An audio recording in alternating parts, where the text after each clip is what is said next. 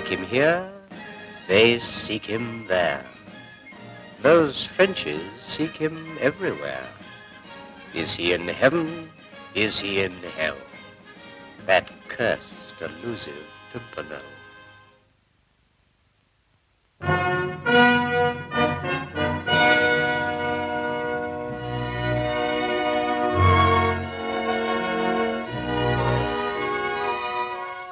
Once upon a time, in a chateau, in the old French town of Placassier, Antoine de Belfort and Antoinette de Valubert were waiting to be married.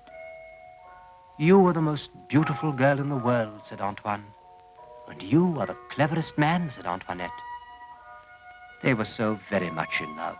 Antoinette's little sister, Elise, was also in love, but with a bridegroom of her imagination, the Scarlet Pimpernel. "One day I shall marry him, and that will be that," said Elise.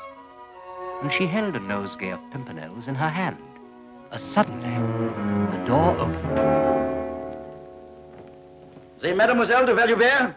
Yes? I arrest you in the name of the Republic. Antoine. The former Comte de Belfort is also under arrest. This is unpardonable. I protest. Citizen, take them to the town prison. Do not dare to touch her. So a good soldier of the Republic is not fit to touch her, eh? You will soon learn, Citizen Belfort. I am told that the Placassier prison is just as it was in the Middle Ages. And the rats are as large as cats. Take them away. Antoinette! We're going after her, man.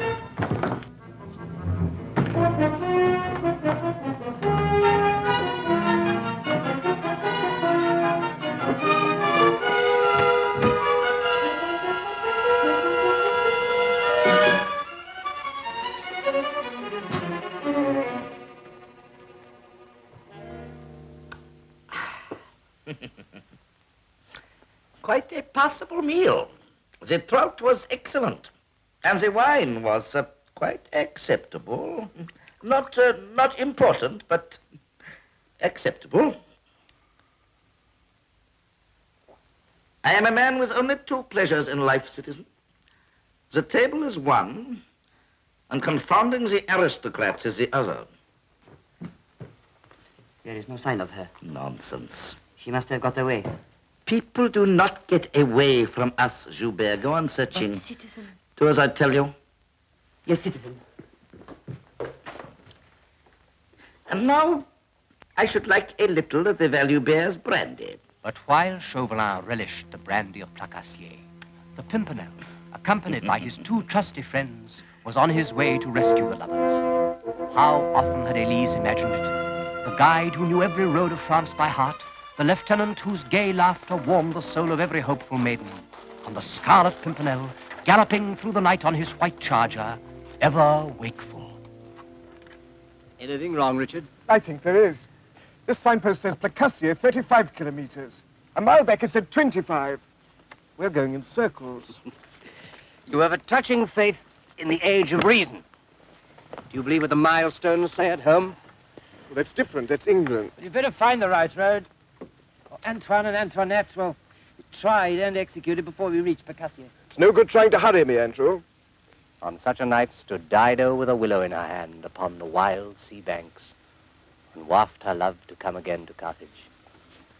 On such a night it's deuced difficult to believe that in France, the land of lovers, two sweethearts should be thrown into prison by the terror.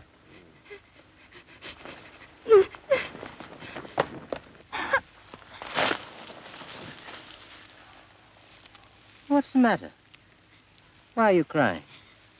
I'm trying to get to England. Oh, well, you're on the right road. I'm an Englishman. Who are you? A friend. I did not know it was so far to England. I'm so tired. And I think they're still chasing me. Oh, they are they? Well, you better come with me then, hadn't you?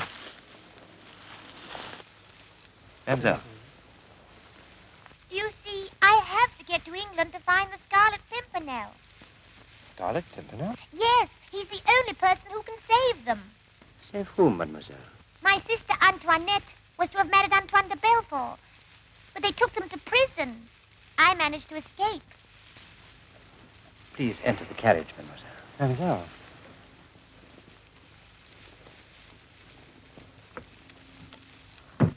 Placassier is to the right.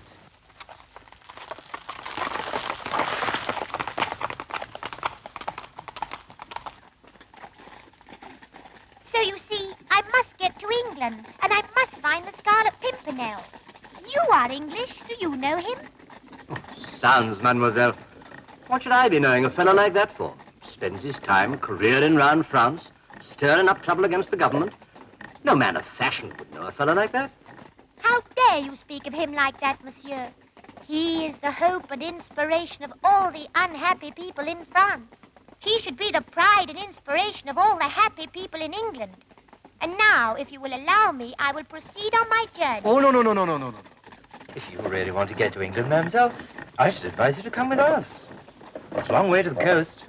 Beyond that's the channel. Which no one has succeeded in swimming so far. I shall get a boat. Well, boats are not so easy to find. If you're wise, you'll come back with us. Now, after we have completed our business in Placassier. Placassier? But that's where I live. Yes, the silk of Placassier is undoubtedly equal to that of Lyon, and I require a quantity for my next season's waistcoats.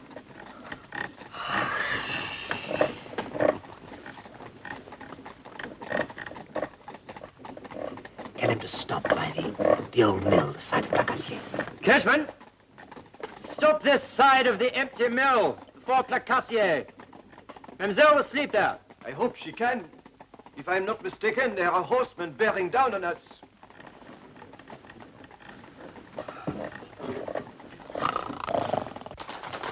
Stop in the name of the Republic! Have you seen a young girl about? Girl? No, I've been driving all night with these two Englishmen.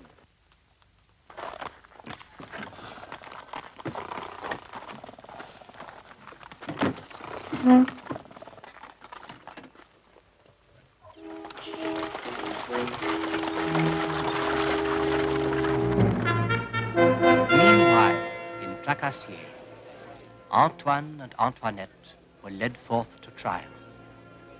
But they were still so very much in love that they hardly gave a thought to the fate awaiting them. Silence! The court will stand for the citizen judge! Their judge was Judge Amer, the cruelest judge in all revolutionary France.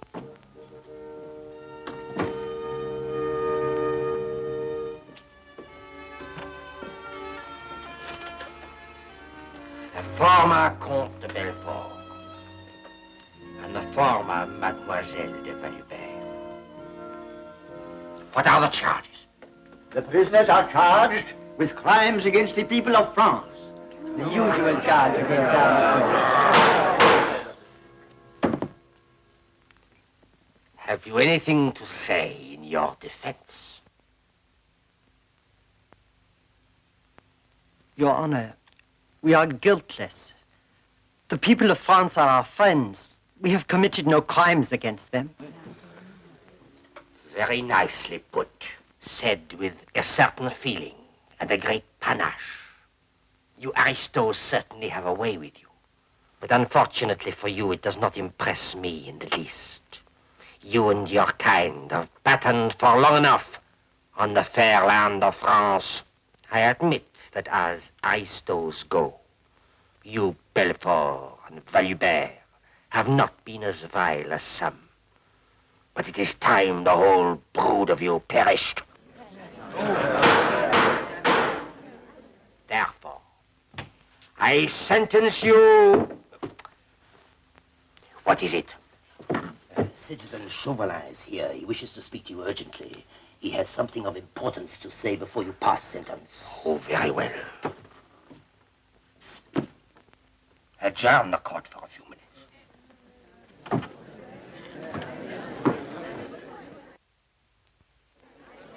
As Antoine and Antoinette stood in the court and Judge Amer returned, Silence! The court will stand for the citizen judge! they were astonished, for his eyes no longer glared, his teeth no longer flashed. What are these? Flowers? What is this? A mallet? Could this be Judge Amer? How far had I got? You were about to pronounce sentence. Citizen Chauvelin informs me that he has sent an escort to take you to Paris. There you will pay the penalty, and the sentence is death.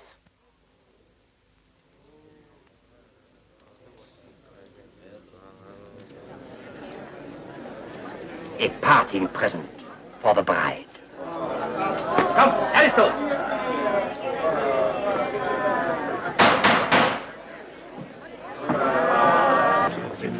Really, sir. Send them to Paris. They dare not execute them here in the marketplace. Think of it. The executioner holding up Citizeness Antoinette Prettyhead. He wouldn't dare. The crowd would kill him. Oh, that is why Amir is sending them to Paris. Yes, he's under that Chauvelin's thumb. If that Chauvelin was here, I'd have a thing or two to say to him. What would you say to me, citizen? I am waiting. We think you ought to leave the prisoners here in Placassier. What are you talking about? You execute aristos every day in Paris, but here it's different. But of course, there is no question of executing them in Paris. Naturally, Placassier will have that honor. But you said... What did I say, citizen? You told the judge to send them to Paris. You sent an escort for them, too. You must be drunk. I did no such thing. I have only just arrived. But the judge said that you said that... Where is Amir? He was here just now, before you arrived. Amir! Amir! Amir! Amir! Amir! Amir! Amir!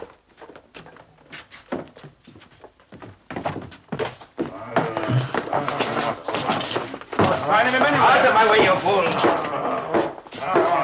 There! Why couldn't you use your light properly the first time? What has happened? What has happened? Who did this to you? He tied you up, he took your robes from you, and he went into the court, eh? And those men out there told me that the judge ordered that the aristos should be taken to Paris on my insistence. What did he look like, this man who tied you up? What on earth is this? Till our next merry meeting, my dear Chauvelin, the Scarlet Pimpernel. The Scarlet Pimpernel. The carry road, come on! Come on! While the real judge roared in impotent rage, Elise slept in the old barn, and the false judge came to visit her. Aha! So I've caught you. Who are you? Judge Amer. Mercy! It is useless to cry for mercy. Your sister and her betrothed tried that. And so I increased their sentence from the guillotine to one of transportation to England. To England? Oh, thank you, Judge Amer. What could be worse than that, eh? Truly a terrible punishment. Aha. I'm glad you think so. Well, perhaps to reward you, I can think out something a little less severe for you. Oh, no, please. I've been terribly wicked, really. Now, what about the birch rod every morning for breakfast and the dark cupboard for luncheon? I am not a child. No? And there's no help for it, I'm afraid. Transportation it must be. Come along. You think I'm mad, don't you? Of course not. Don't tell fibs. You're quite right. I am mad. It's all the fault of that cursed Englishman, the Scarlet Pimpernel. He has made rust grow on the guillotine, and it has crept into my brain. Don't know my right hand from my left. Of course, that explained it all to Elise, for the Pimpernel could accomplish the impossible. That is to say, almost. He could not resolve the doubts in the mind of the trusted guide, arrived once more at the crossroads. What on earth's the matter now? It says 10 kilometers to Valbonne. It can't be right according to my map. But I thought we were going to Calais. By way of Valbonne. Why, it is 20 kilometers out of the way. To change horses and put Chauvelin off the scent. I think the quickest way to Valbonne would be to go through Placassier. I assure you, monsieur, no, Valbonne is to the right. As you say.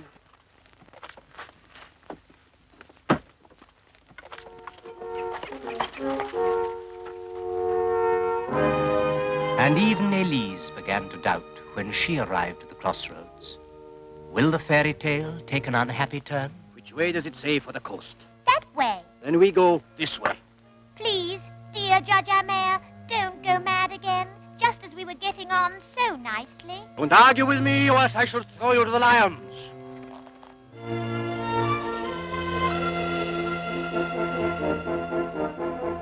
Such is the irony of fate. Citizen Chauvelin himself hesitated. This way, men. But, citizen... Besides, the Red Cow at Valbon is noted for good food, and I am hungry. And if you say but citizen once more, I will report you to the Committee of Public Safety and guillotine you myself.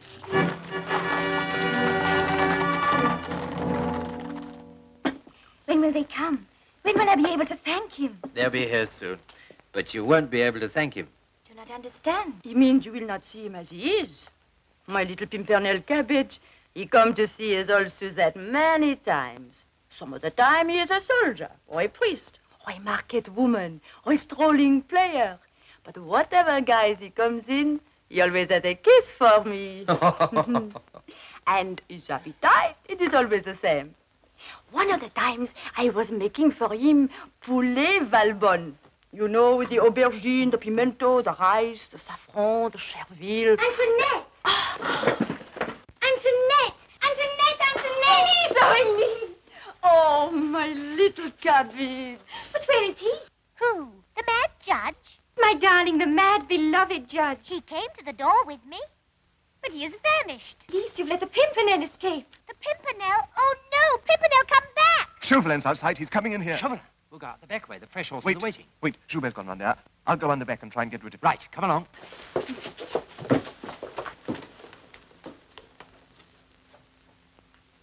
Citizen Chauvelin, you remember me? We met at Nantes, and you invited me to join your guard. No, I regret I have no It was on the recollection. 1st of October. No, it was the 2nd. No, it was the 30th of September, before the glorious revolution changed the months. I remember... I regret that I have no time.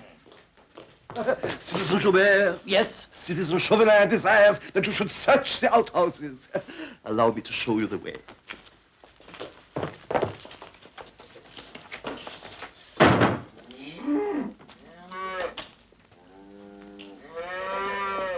But where is the Pimpernel? Accomplishing the impossible, of course. What is it for the Pimpernel to throw off the mask of Judge Albert and assume that of Madame Cassis? Is there anybody there? Hey there, you... Oh, the goddess of reason bless us. Citizen Chauvelin himself. Ah, so I am known in these parts, Oh, eh? citizen, you are quite notorious. You must not leave our house without having a cognac on the house. I have reason to believe that the English criminal known as the Scarlet Pimpernel may have been here. May still be here, in fact. Oh, citizen, I was always terrified of men, Englishmen, ever since I was a girl in Boulogne. Is he here? Has he called here? This is not the House of Corn, though it is called the Red Cow. Is he here? Certainly not. Then I must press on to the next village. He will have to stop somewhere to change horses. Oh, but citizen, no, not until you have had my potage Normandie. Oh, you must no, have there's my no potage time. Normandie. No, I insist. Nobody ever comes to the Red Cow without tasting my potage Normandie.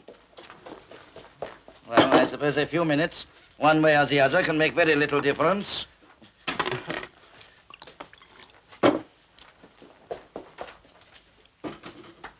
Excellent.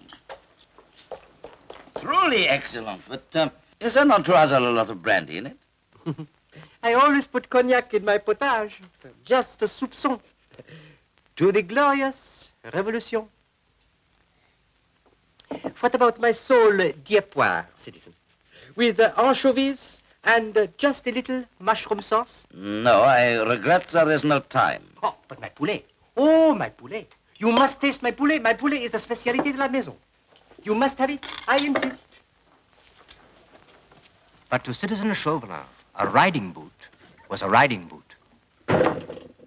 And brandy was brandy. For unlike Elise, Citizen Chauvelin had no imagination.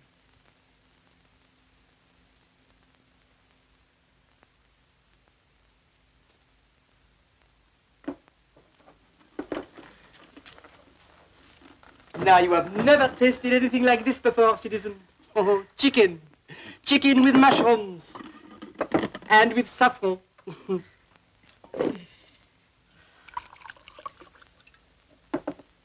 Well, citizens, anyone might suspect that you were trying to get me drunk.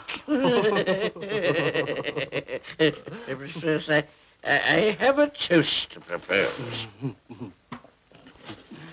To the downfall of the Scarlet Pimpernel. Not quite such a good disguise this time, citizen. You forgot those great feet of yours. True, citizen. Forgive me. I was pressed for time, and I did underrate your intelligence. You had better surrender now, before I run you through.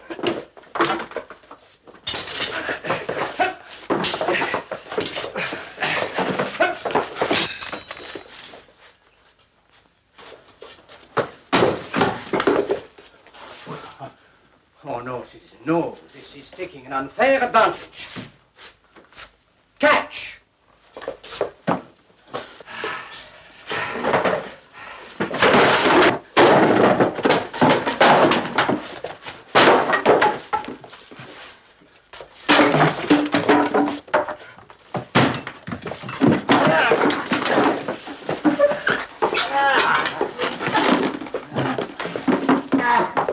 What is going on here?